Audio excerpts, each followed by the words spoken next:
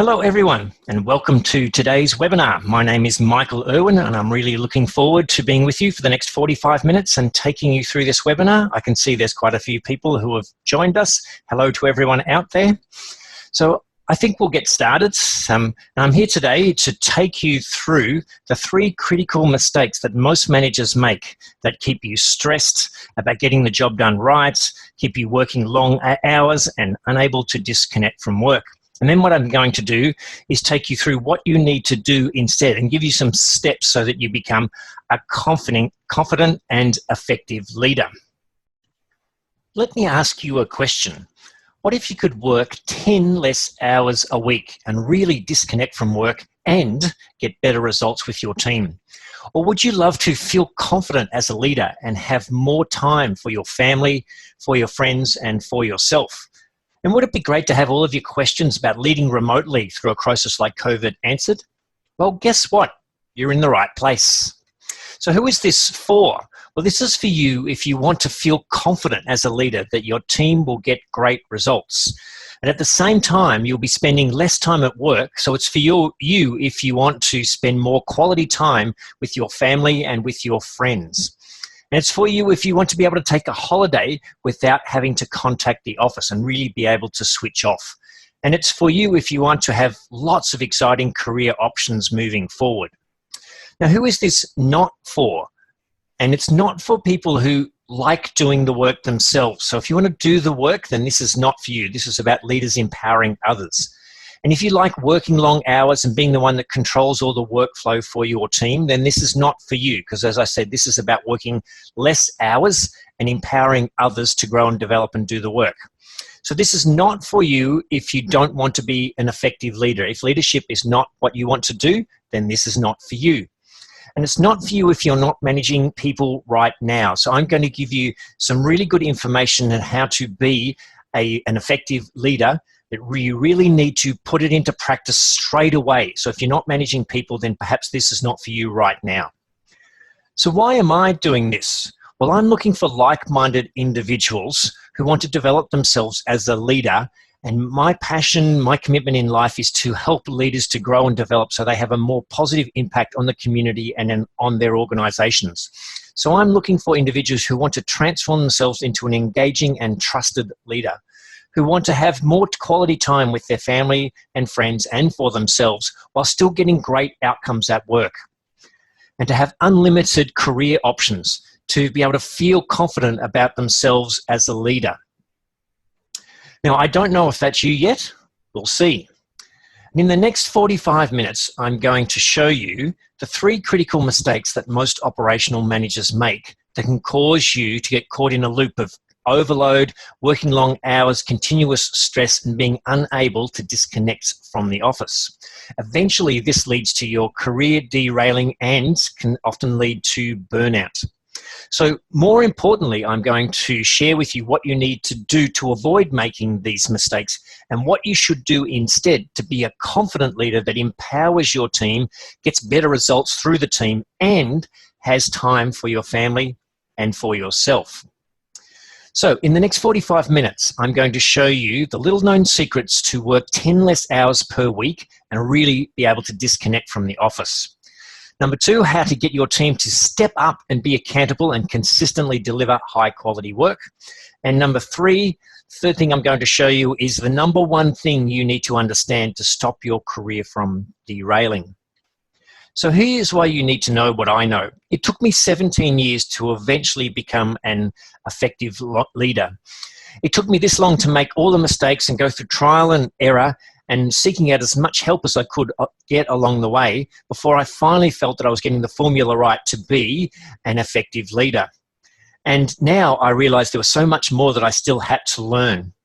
So I left corporate because I wanted to make a difference with our future leaders and make a difference in our world and in our community and in our organizations through leadership. And I've spent the last 12 years in leadership facilitation and leadership coaching to transform hundreds of managers into engaging leaders. Now, I just want to let you know that there's nothing for sale today. But if you stay to the end, then I have a $497 gift that I will give to you, which will dramatically change your results when it comes to working less hours, getting quality results from your team, And it's a way to have all of your questions answered for free. Now, are you doing things the hard way? If you're like the many hundreds of people that have come to my programs, you're probably doing things the hard way. And that is that you're overloaded with work, working long hours, stressed, and rushing from one problem to the next query, trying to make everybody happy. You have to check emails and texts late at night and on the weekend and even on holidays. You can't disconnect from the office, and that's stopping you from really connecting and building better relationships with your loved ones. You feel you have to drive everything at work. If you don't follow up and check up and push and fix, then the work won't get. You want to spend more time to develop each team member, but the days just disappear and you don't get the time to coach and help them grow. Your relationships away from work and your health are starting to suffer because of the long hours, that you can't see a way that this will change and how things will get better. But it doesn't have to be this way. Let me tell you about the easier way, and how the following people have been able to become a confident and engaging leader, working less hours with less stress, not worrying about the work, whether the work will be done, and actually getting their team to have much better results while they're working less hours. So Alex went through this process, and he was made a manager at middle stage of his career, and he became quickly overloaded, trying to do all the things that we were just talking about, working long hours, working hard, trying to make sure everything was happening. And he realized that he eventually had to do things differently. And this is what he had to say. And Jude Prakash, he was someone who did an MBA and had done many leadership courses. But what the program helped him to see is that there's lots of subtle differences and techniques that really make a big difference as to whether you're engaging your team members, and therefore they will step up and do the work, and you are able to step back and work less hours and be much more effective as a leader. Now, these results are not typical though. So I don't know you and your business and how well you can implement what I teach. Most people don't even get around to doing what I teach in my training programs. So any results that I talk about here are not typical. They're the people that are really committed, that have put in the effort and persisted. So in any business, there's always a chance that things will not work out. In any leadership situation, it's not perfect sailing. So I'm not promising you as to what exactly will happen and what you can make out of what I teach here, but it is up to you to take what I teach here and see how you can put it into play, because if you do put in the effort, you will get the results. And now I'd like to reveal one of the critical mistakes that most managers make that causes you overload, stress, and being unable to disconnect from work. And that is holding on rather than letting go. And it's about thinking and saying to yourself, it's just easier to do it myself. And it is easier in that moment, but only in the immediate moment. Because if you keep doing this over and over, doing tasks and fixing tasks because it's easier to do it yourself, then you will build up an overload of work for you to do. And your team members will think, well, why bother working hard? The boss will just fix it or take over anyway. So here's what you should do instead. Firstly, we look at the little-known secrets as to how to work 10 less hours per week and really be able to disconnect from the office. Here's a story that I think you'll find interesting. So let's talk about Alex. Alex was a middle manager in corporate services who was working long hours and feeling overloaded and unable to disconnect from the office. He was feeling like he was involved in all the projects and the tasks, answering all the questions from the people in the team and fixing all of these issues. He'd come to be the manager because he was one of the high performers in the team, and then he'd been promoted to the manager, but without really having a lot of guidance or support or training or a good role model. The team themselves was very busy and they were doing lots of activity, but there seemed to be slow progress on many projects, little accountability and little authority. So Alex was struggling with this. He realized that he was caught in the busyness of all of the activity that was happening and in him trying to drive everything and keep everything pushing along.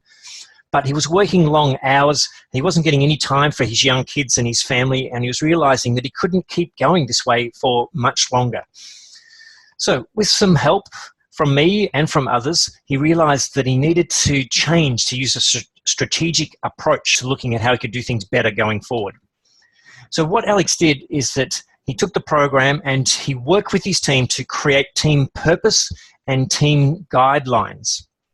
He then empowered his team and showed them that they were valued, but also held them accountable for what they needed to deliver.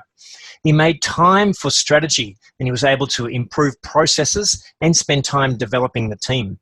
The team members became more engaged and more productive and satisfied.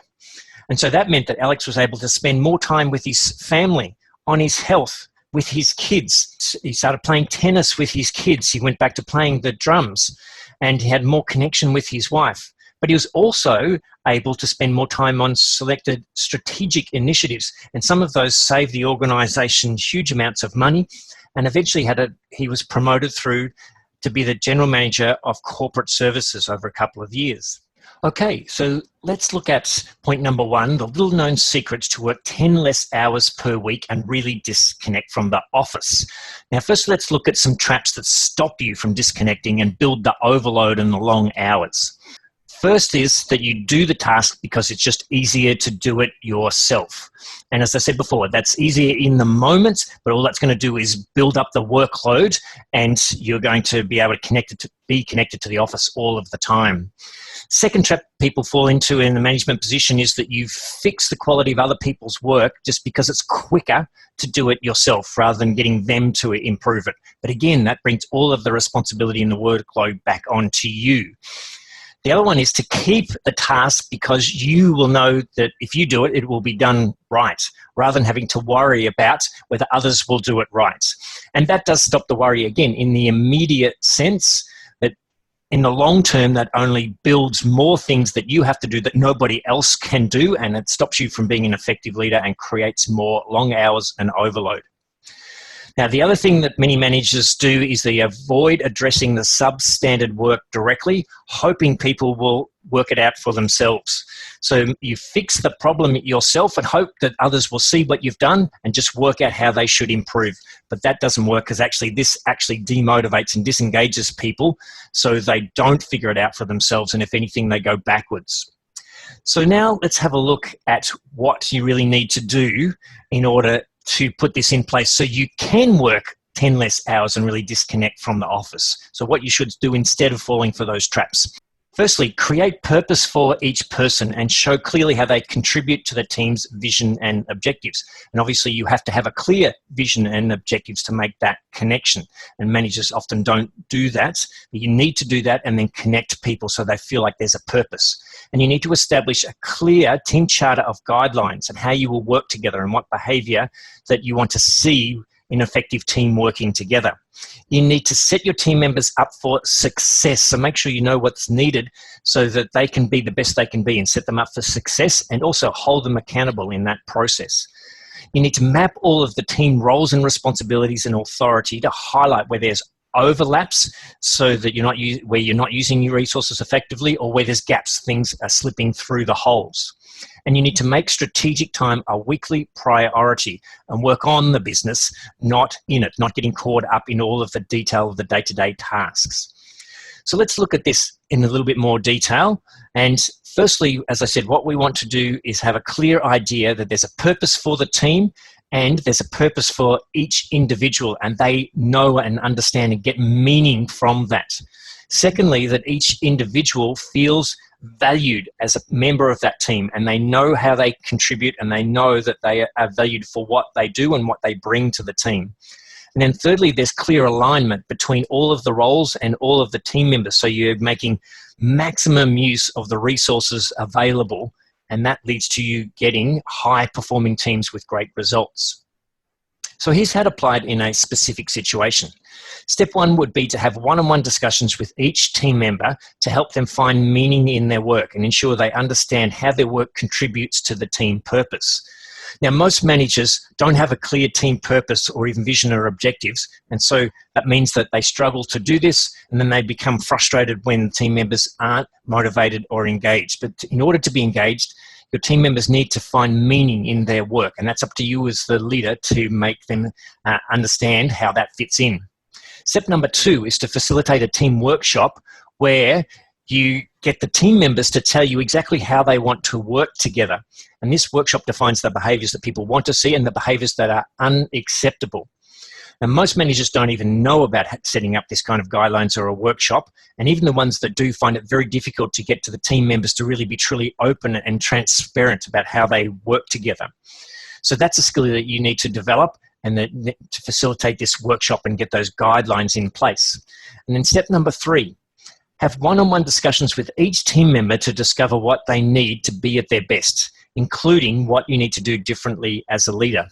And again, most managers don't do this, and I found one of the reasons is because nobody has ever had this discussion with them as they were coming through in their career. So it's quite out of their comfort zone, and it's something that they don't really understand. But it's a critical element enabling people to be at their best. So step number 4 is to have a process to review the roles and authority and potential duplication or gaps within your team, and get your team to look at these and come up with possible solutions. And again, most managers don't even know about the concept of doing this kind of a review. And they often, if they do parts of this, they often take it on themselves to come up with all of the answers, whereas your team are the ones in the roles, so it's best to get them involved in coming up with solutions, and it starts you more thinking from a strategic point of view. And that leads to step number 5, which is to block and protect at least 2 hours a week, uninterrupted, to work strategically, to get your mind thinking strategically. And that enables you to be much more effective in how you're going about the leadership, and that will lead you to a different space where you have much more time and much more impact instead of being in that stressed, overloaded position that you're probably in now. And the outcome of putting all of these things in place is that the team has a clear sense of purpose and value for the team as a group and for each individual member. And you'll see more positive behaviors because they understand those coming from the team guidelines. For example, some team members might come up with a way to reduce some of the work duplication they notice where things have been overlapping, and they implement it themselves with enthusiasm. You've been spending more strategic time, and it's helped you get clear on what is most important, what's the top priorities, and you've been able to negotiate on some of those and their expectations with your boss and change some timelines to give your team a little bit more time on some projects. Now, you've been able to create some more time for yourself, and you can have more quality time with your family. And now I'm going to reveal the next critical mistake that most managers make that will cause you to continue to have overload, stress, and not be able to disconnect from the office. And this is believing good intention is enough. And what that means is that you believe that because you're trying to do the right thing, it will all work out in the end. And unfortunately, this is completely wrong, and it leads to major disengagement, which leads to the employees being annoyed and frustrated. Your team won't produce the work at the level that you think. They will be cruising along or demotivated. And the reason for that is you trying to do the right thing doesn't count to them. The only thing that counts to them is the impact on them personally from their perspective. Right? So if you're having an impact that is not positive for them, then they will start to disengage and tune out, and they won't produce the work that you're needing. And then you become frustrated and stressed, and then you jump back in to try and push things along or fix things, and you head straight back to overload. And your team members are thinking, well, my boss has no idea of the impact on me. I feel unheard, disrespected, undervalued, so I'll just go along as best I can, and my boss can take all the responsibility. So what we need to do instead is to show you how to get your team to step up and be accountable and consistently deliver high quality work. Just before I teach you more about how to do this, let me tell you about Chris. So Chris told me he was promoted to be the manager because his manager left and he was the best performing team member. Less than 18 months later, though, he was overloaded and overwhelmed, struggling to figure out how to get his team to increase their output and produce higher quality performance. He was secretly annoyed at his team. Why can't they be like me when I was in the role? Why can't they just do what I did and produce that quality work? He was nice to the team, trying to do the right thing. He helped them. He fixed the work that wasn't up to standard. He took on the problems. He did the difficult work so they didn't have to. My program helped Chris to see that this kind and nice behavior was actually having a different impact. It was breaking trust. His team felt that Chris did not think they were capable, And that's why he was doing all of these things, fixing the work and doing the harder work. He didn't realize that by doing these fixing and doing these other tasks, he was actually demotivating them. So through the program, Chris stopped doing what he was doing and started to really listen, actively listening. He took on their feedback and made some changes, including admitting what he was doing wasn't working for him or for the team. And he empowered the team and they took on responsibility. The output increased to hit almost all KPIs in the next quarter. And so Chris turned himself around from being an overloaded, overwhelmed manager, unable to disconnect, to having a team that was producing great results, and then he was able to spend time actually having family dinners with his kids and spending time with them on their hobbies and activities and getting out to do a little bit more exercise himself. And he felt like he was in a much, much better position in his life. Okay, so let's now look at how to get your team to step up and be accountable and consistently deliver high quality work. First, let's look at the traps that most managers fall into. First one is expecting your team members to do things the way that you do. Most managers do this without realizing it, and it leads to immediate frustration and annoyance. The other thing that many managers do is tell others exactly how to do it. They figure, well, if they don't do it the way I do, then I'll tell them how to do it in a lot of detail. But actually, that just leads you to being more directive as a manager and disengages your team members, which means their work drops off and causes you more worry and stress. Another trap that managers fall into is telling them to do the task without explaining why. And you know why, you know what's going on in your head, and you might be thinking that they understand why, or you might be thinking, well, I just don't have enough time to explain it all. I just need them to do it. But that means that your team members will go about the tasks just with a simple, narrow focus, and they don't have as much buy-in or commitment, which then leads to things not being done as well as you want. Next thing is to be checking up. Is it done? And also, whenever you're talking to them, it's either about checking up or about giving them extra work to do. Now, also, managers fall into the trap of trying to delegate and empower people. And that means that they give their team members a task, say, I'm empowering you, and then they walk away and hope that they get it right, and you get caught up in all of the other busy things that are going on, and then you get disappointed and annoyed when it doesn't come through the way you want it to. The other way that many managers then, and sometimes they bounce between these two, is that they give the team member a task, empower them, and then keep checking up constantly whenever it comes into their mind, whenever they're walking past them. That only leads to a feeling of distrust and the team member thinking that they're not capable and thinking, well, I'll just do whatever the boss wants me to do. And then another trap they fall into is thinking, I'm too busy to give feedback, especially if they're just doing their job. Can't they just get on with it? But feedback is critical. It's not done often enough. Positive feedback needs to be done a lot more. And yes, it needs to be done for people doing their job, because that's what gets them to the high quality standard. So let's look about what to do instead, exactly what you need to do to get people to be accountable, to step up and consistently deliver high quality work. So you need to show that you care about each team member as a person and not just the result, and not just seeing them as a resource in order to get a task done. So then we look at building trust. And it's critical to build trust, show that you trust others, and then build so that they trust you. And part of that is being vulnerable, which means exposing when you perhaps have done things wrong or you need to do things differently. And most managers don't do this. They don't want to be vulnerable, or they're just so focused on trying to get everything done and telling people how to do it or fixing the problems that their team members don't see them as ever being vulnerable. Now, you need to give consistent, useful feedback. And most managers don't even know how to give useful feedback. And useful means that people know exactly what they've done right or wrong and what they need to do to repeat the good stuff or to change for the things that haven't worked. Now, you need to be transparent and honest, which includes having difficult conversations and having them early. Many managers avoid this, hoping that people will work out what they need to do differently or hoping that things will go away. And it doesn't. It only gets worse. And that only builds your worry and anxiety about having these difficult conversations. Now let's have a look at how to apply it in a specific situation. And you're in a situation where you've got some team members who are underperforming.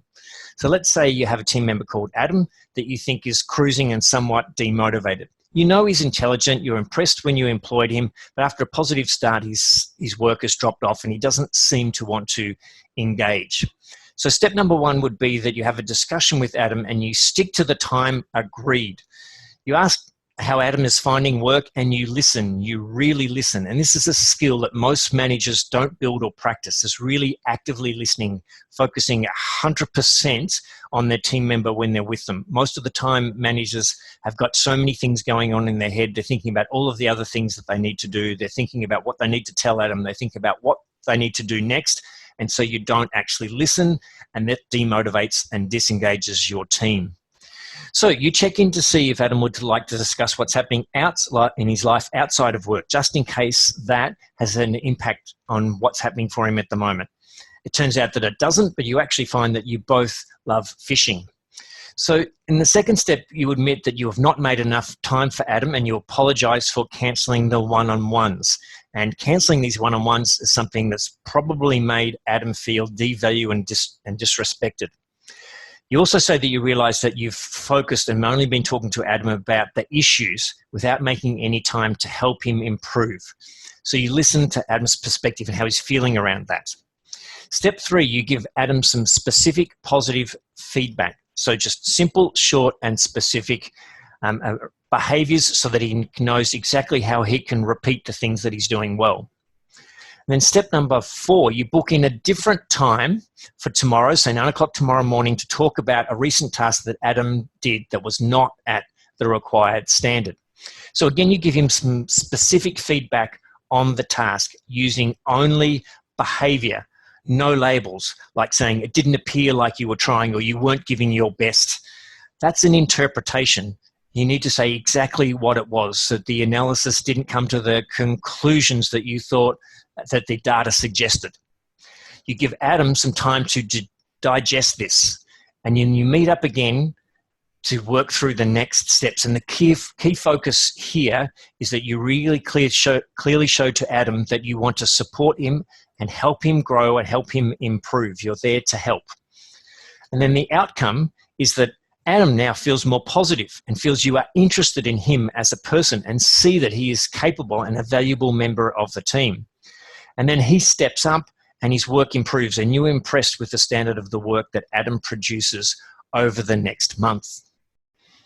And now I'll reveal the third critical mistake that most managers make that cause you overload, stress, and being unable to disconnect. And that is to keep working harder and thinking to yourself, I'll just work harder for a bit longer and it will be better when I get through this. But this is wrong. Unfortunately, the get through this never happens. The get under control never happens. And instead you just commit yourself to working harder, which is what keeps you overloaded and leads you toward career derailment or being burnt out.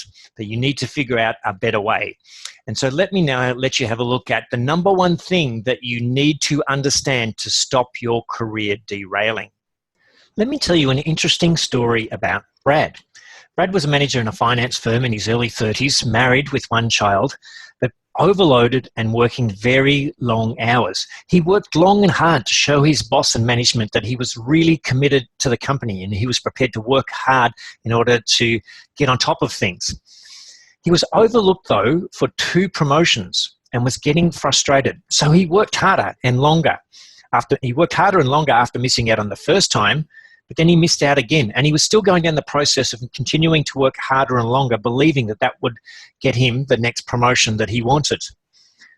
He didn't get any useful feedback, just things like, oh, the role's not quite right for you, or you're not quite ready. But I helped Brad through the program understand in depth about his personality and how his personality style was driving his behaviors and how that was actually holding him back.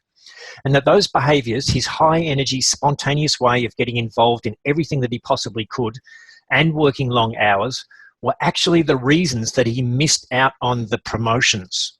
And I remember the stunned look on his face when that insight finally sunk in.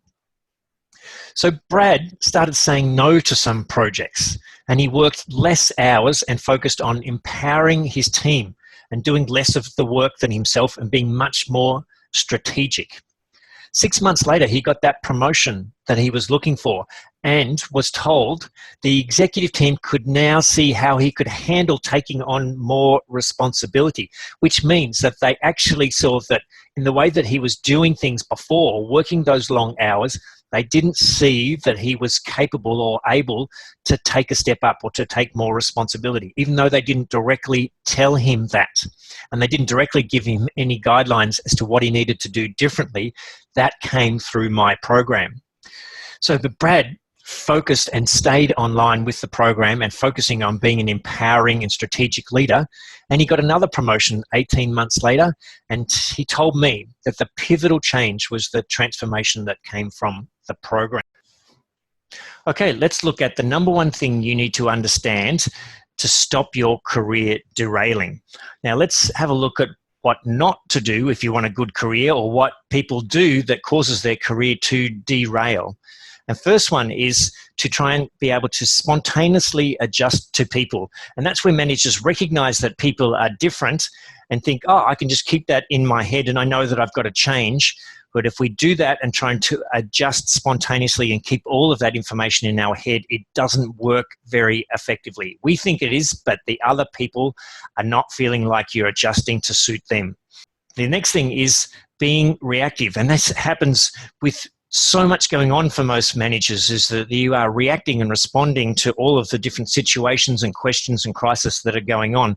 That means you default to your preferred style, which is different from others, and that means that you can be ineffective or have a negative impact on others without realizing it. Now, the other thing that managers want is for people to do things their way, to do it your way as the manager. And you can fall into this trap.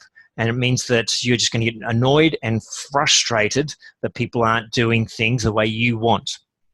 And then you work longer and harder. That's the other trap to fall into. You just work longer and harder, thinking that you can get things under control by working harder.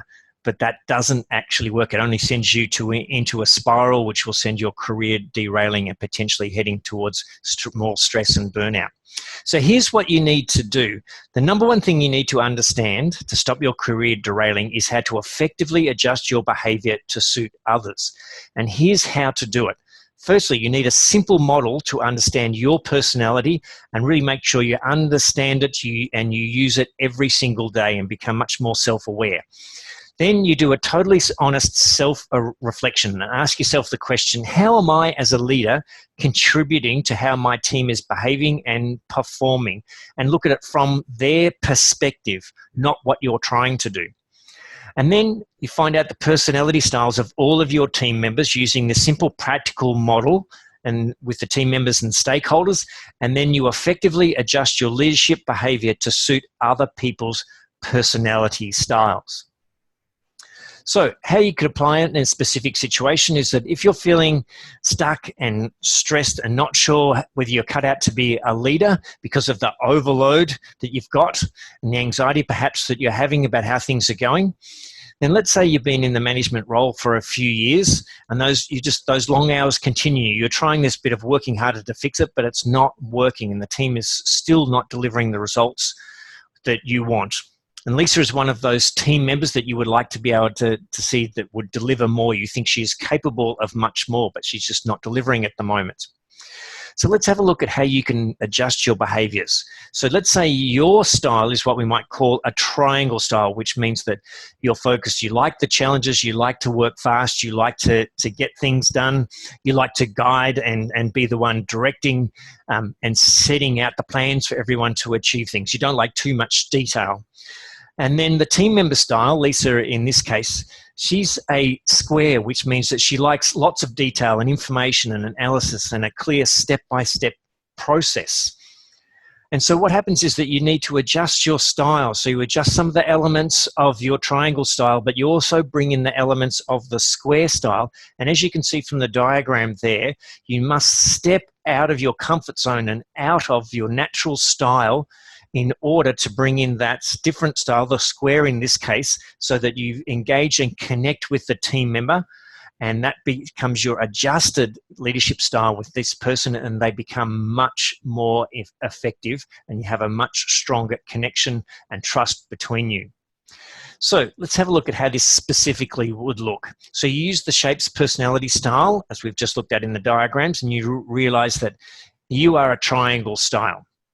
And then you realize that by being critical of Lisa's work, which you can do as part of your default setting as a triangle, and taking over the work, which you can do because you want to get it done quickly, you are actually demotivating Lisa. So you believe Lisa is potentially a square, and squares need structure and clear timelines, and they are very much demotivated by criticism of their work because they like to get things right. So you ask Lisa what she needs to do, So you ask Lisa what she needs in order to do her work at the required standard. And what she needs is more structured guidelines, more background information and context on how people are using her analysis. And she wants some input from you along the way to make sure that that she's on track. So you give Lisa what she wants. You give her the structured guidelines and background information and context before she starts the task. And then you support Lisa with the agreed check-ins. You set that up at the start. And when you have those check-ins, you listen to her and her progress, and what her suggestions are for what the next steps are going forward, and you reassure her when she's on track. You do not tell her what to do. You listen to what she's saying. And then the outcome from putting these things in place is that Lisa produces better work. The next analysis report is done at a much higher standard. You are much happier, and you can see that Lisa is capable of doing this task and others at a higher level, and she's put in much more effort. Lisa feels more confident and capable and motivated, and feels like you are interested and prepared to spend some time with her. And you know that you will spend much less time fixing Lisa's work in the future. You have much more confidence in how she will produce things, which you know will reduce a whole lot of stress and overload for you. And you can see it's actually something that Lisa wants as well. You feel that you are a good leader. Now, today has been about the 3 critical mistakes that most managers make, leading to overload, to stress, to not being able to disconnect, and then potentially leading to career derailment and burnout, which I've showed you. And then I showed you and promised to teach you the 3 things that you should do instead, which were the little known secrets to work 10 less hours a week and really disconnect from the office. And 2, how to get your team to step up, to be accountable and consistently deliver high quality work. And number 3, the number 1 thing that you needed to understand to stop your career derailing, which was about effectively adjusting your leadership behavior to suit other people's styles. So how did I do? So what now? What should you do now? Well, you can think about it in terms of there are 2 real choices here. You can think about it, go away and think about everything that I've just told you. Most people who do this actually don't make very many changes. They just get caught up in the busyness of what's happening every day. And that means you're going to keep getting the same results and still have the same stresses and not enable yourself to be at your best as a leader. But if you really want things to change, to be different, to be more confident, to be at your best as a leader, so here's what you need to know if you want to move forward. So you can book right now a free leadership coaching session with me, valued at $550. And in that session, I will help you with a leadership challenge that you're having right now, and also give you tips on how to be at your very best as a leader. Now, at the end of this session, and only if you are interested, I'll let you know about my Engaging Leader program. Now, just information only. I promise it's not a sales pitch. I'll just tell you about what the program's about, and only again if you're interested. Okay. If you're not interested, that's absolutely okay. We still have a great coaching session. You still get to walk away with great tips on being the best leader that you can be. So here's a little bit more information about the Engaging Leader program. So what you've got the option for here is a 30-day test drive. No deposit, 100% guarantee, so that there's no risk with you moving forward. So you can get to actually have a go at being part of the program. Now, this program is a done with you implementation program. It's not a training program where you just get a whole lot of content. This is about helping you to implement it so that you can be at your best as a leader. And what you're implementing is a system, a proven system that accelerates your leadership development and your career progression. So if you're interested, what you would need to do is devote about 2 hours a week, and then you can be at your very best as a leader in as little as 90 days. Now, it starts from $750 a month over 6 months, and that with full access, full support, and with that 30-day money-back guarantee. So if this is of some interest, if you would really like to be at your best, have high confidence as a leader, then go to this link and book in your free leadership coaching assessment, right? And you'll have a free leadership coaching session with me, and from there that you can work out whether this is something that you really want to try. Now, on this 45-minute free leadership coaching session, I'll help you in 3 key ways, right? So I'll talk to you about what's your biggest challenge right now, and I'll help you solve it and give you some tips on what to do with that. And then I'll set out a step-by-step plan as to how you can be at your best as a leader quickly, rather than having to go through the process of figuring it out the hard way through all of the trial and error and many mistakes, as I had to do for many years. So click on the button, use this link, book in your free coaching session, and we can have a chat about what's going to be the right for you and whether moving forward with my program would be something that you're interested in. I look forward to talking to you soon. Thank you.